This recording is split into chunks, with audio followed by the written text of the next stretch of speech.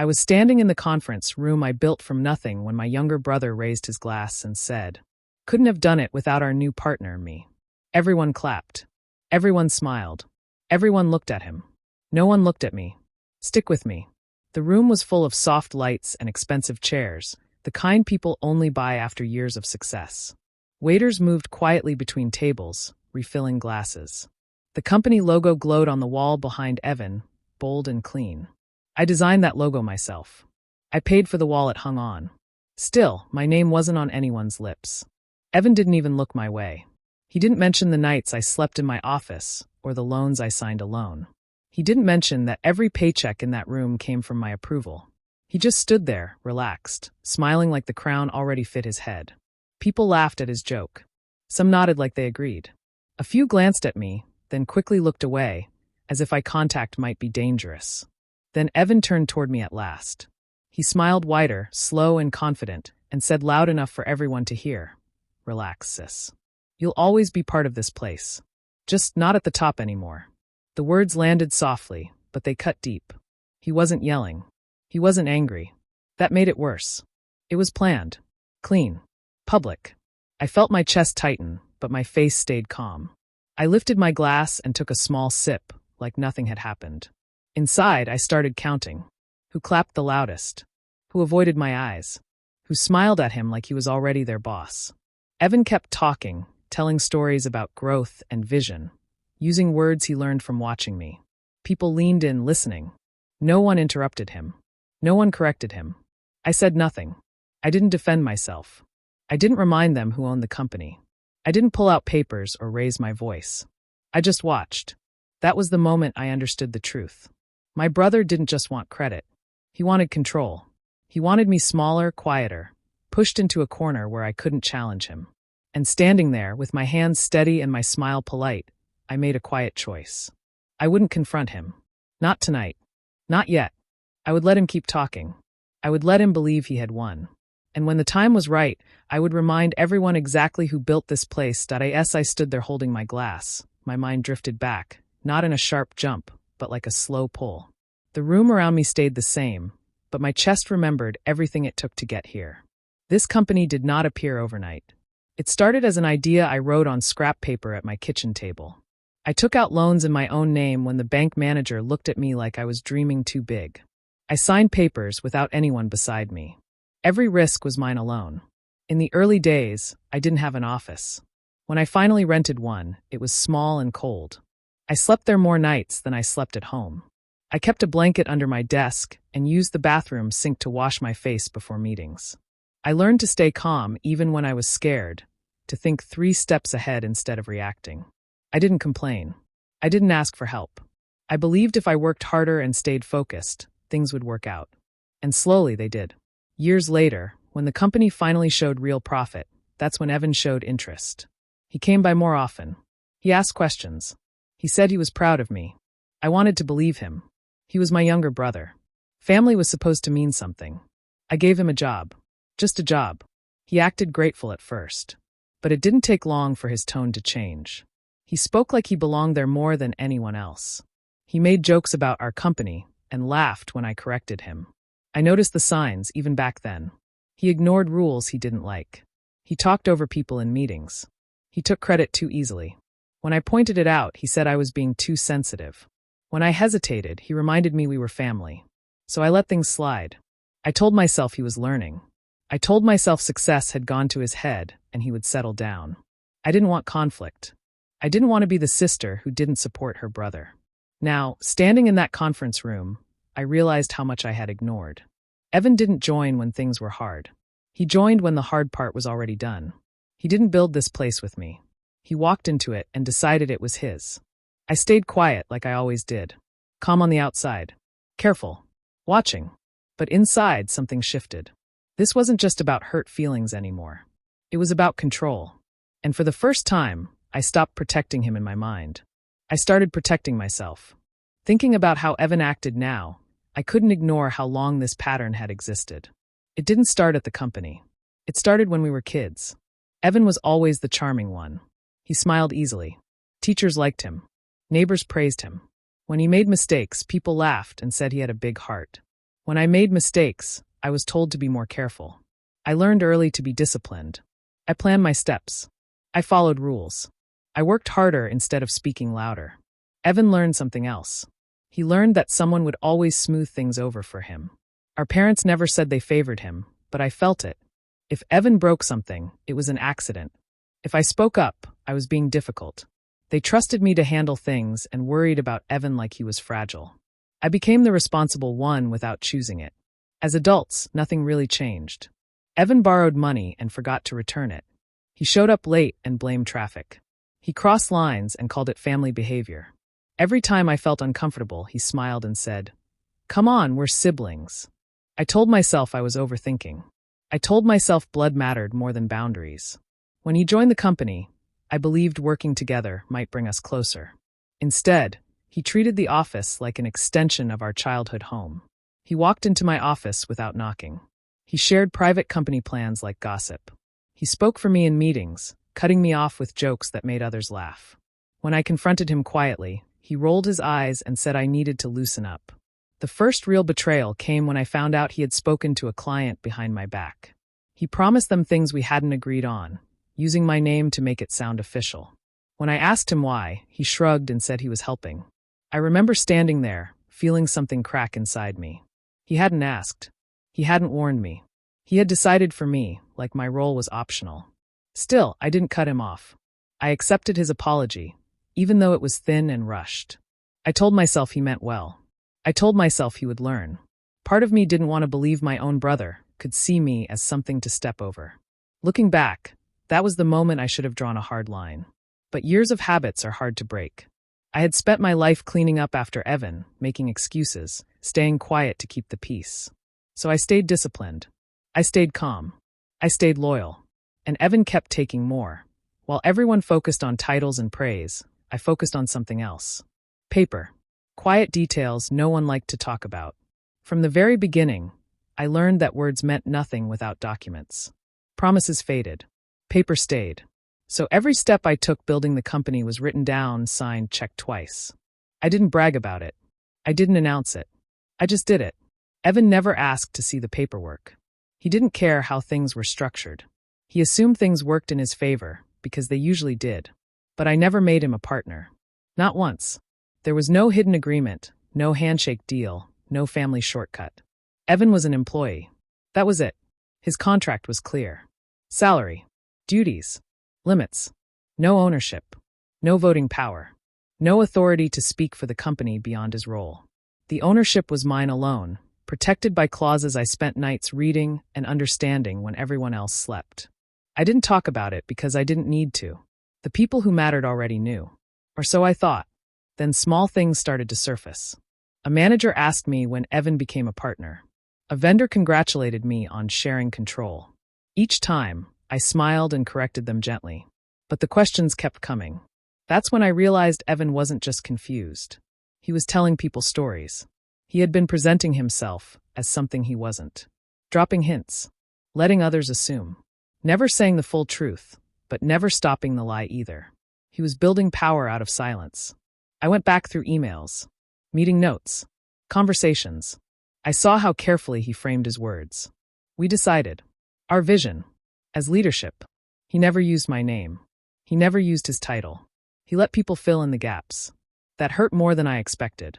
Not because of ego, but because it showed intent. This wasn't family carelessness. This was strategy. The betrayal changed shape right there. It wasn't just emotional anymore. It wasn't about feelings or old habits. Evan wasn't stepping on my boundaries by accident. He was moving them on purpose. I still didn't confront him. Instead, I organized my files. I reviewed every clause. I made copies and notes. I watched who repeated his version of the story and who stayed quiet. Evan thought power came from how loud he spoke and how confident he looked. He didn't understand that real power lived in what was written, signed, and protected. And the more he lied, the more prepared I became. He was building his image. I was securing the truth. The moment everything truly broke wasn't loud or dramatic. It happened quietly, the way real damage usually does. I was walking past one of the smaller meeting rooms late in the afternoon, my hands full of files. The door was slightly open. I wasn't trying to listen. I wasn't spying. I just heard my brother's voice. Evan was inside with two senior managers. His tone was confident, smooth, like he already owned the place. I slowed down without meaning to. He was making promises. Not small ones. Big ones. He talked about budget approvals, long-term contracts, and changes to our structure.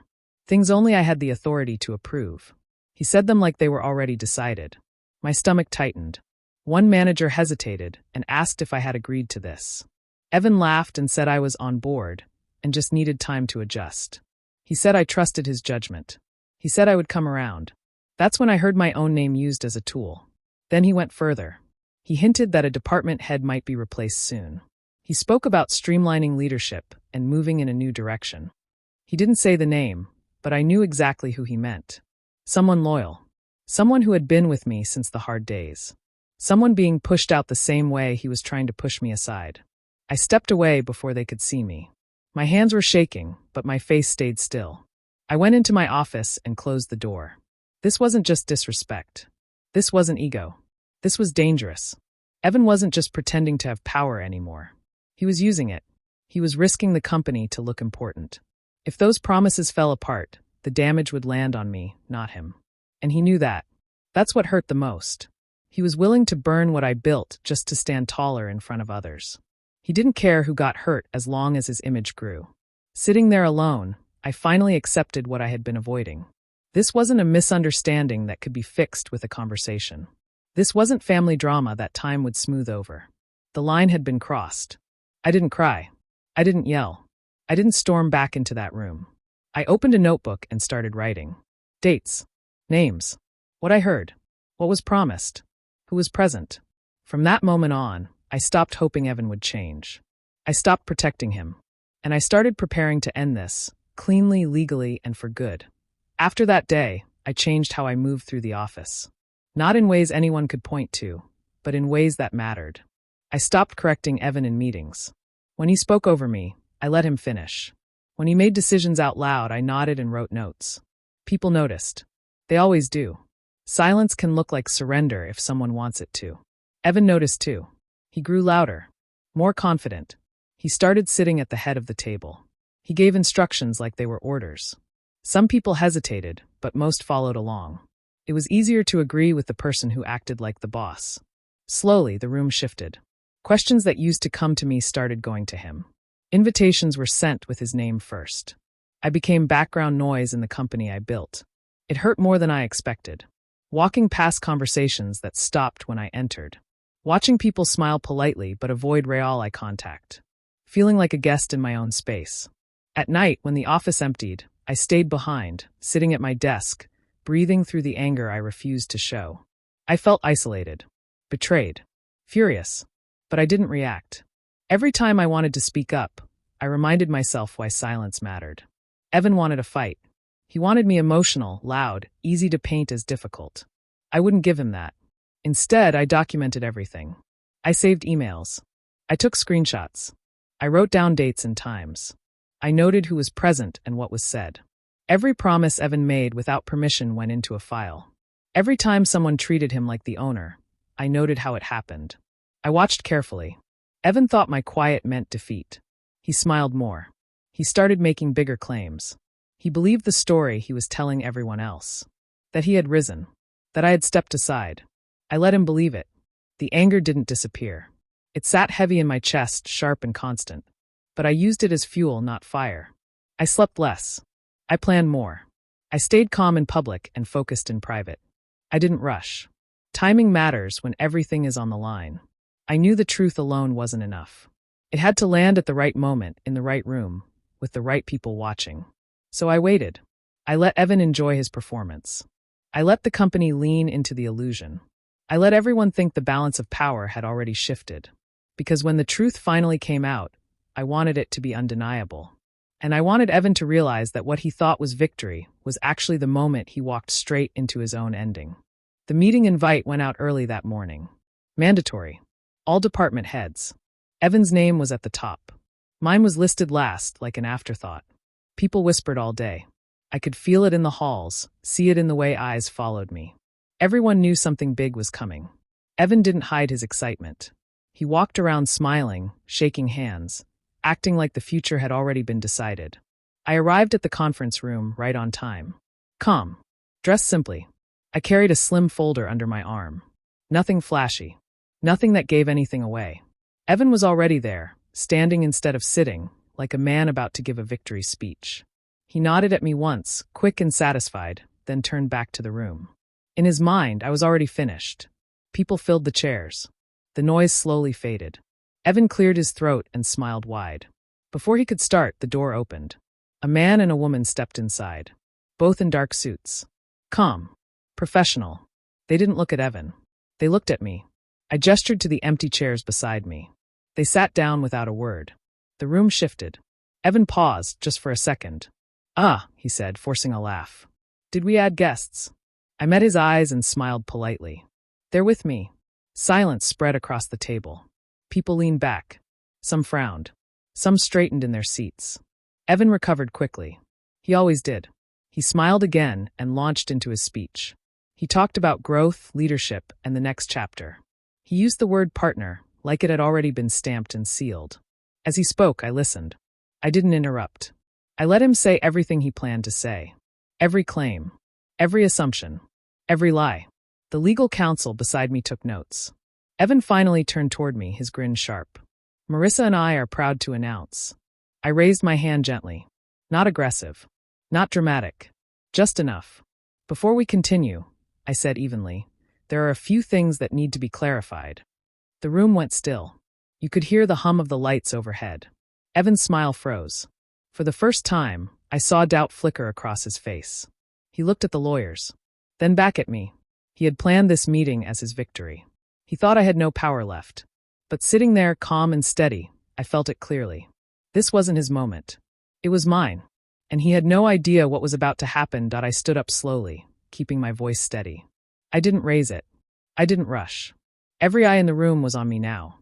"Actually," I said, looking directly at Evan, "you're fired." The words were simple. Quiet. But they landed hard. Evan laughed at first, sharp and confused. "That's not funny," he said. "You can't." One of the lawyers beside me slid a folder across the table. Inside were copies of everything Evan had never bothered to read. His employment contract. The ownership documents. The clauses he ignored because he assumed family meant safety. I didn't explain much. I didn't need to.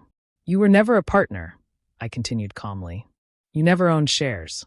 You never had authority to promise anything on behalf of this company.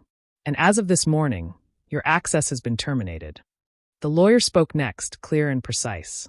He listed dates, signatures, breaches. Each sentence peeled something away from Evan's confidence. Evan's face changed. The smile vanished. His jaw tightened. He looked around the room, searching for support. No one spoke. The managers who had nodded at him earlier stared at the table. The ones who followed his lead shifted in their seats.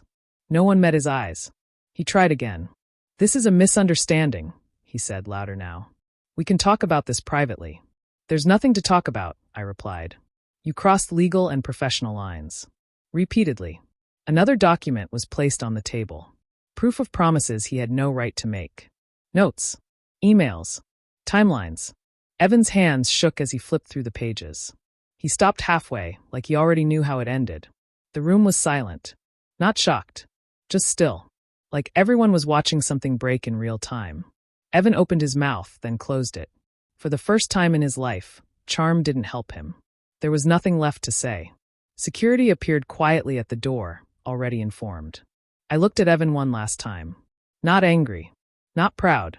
Just finished. "This meeting is over," I said to the room. "If you have questions about leadership, you know where to find me." People stood slowly. Chairs scraped back. No one followed Evan as he was escorted out. No one said goodbye. When the door closed behind him, the silence lingered for a moment longer. Then someone exhaled. And just like that, it was done. Evan waited for me in the small office near the parking lot. Security had given him 10 minutes to collect his things. When I stepped inside, he turned fast, his face red and tight. "You humiliated me," he snapped. "In front of everyone."